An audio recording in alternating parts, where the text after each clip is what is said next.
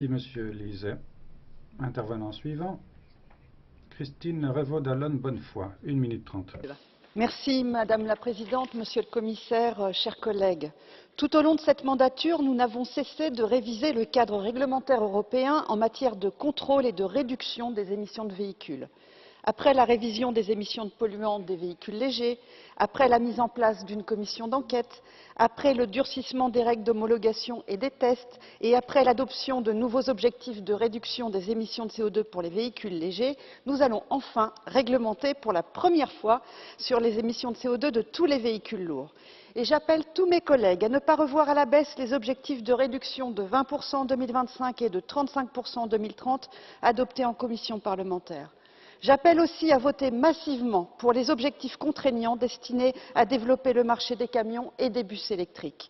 Nous devons aussi aller vers des tests en conditions réelles pour éviter de futurs scandales de fraude sur les émissions de CO2, comme cela a été le cas pour les émissions de polluants. Enfin, je veux ici m'adresser directement aux citoyens européens pour leur dire que l'Union européenne agit et vous protège pour limiter l'impact des émissions sur votre vie quotidienne. Je veux leur dire que nous, au Parlement européen, nous faisons notre travail pour répondre à l'urgence climatique et pour lutter contre le fléau de la pollution de l'air. Mais il faut maintenant que les États membres s'engagent eux aussi dans cette voie et je regrette leur absence aujourd'hui. Je vous remercie et merci au rapporteur.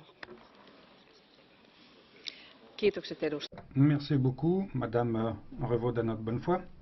Intervenant suivant, Monsieur Gerbrandy, 1 minute. Merci, Madame la Présidente.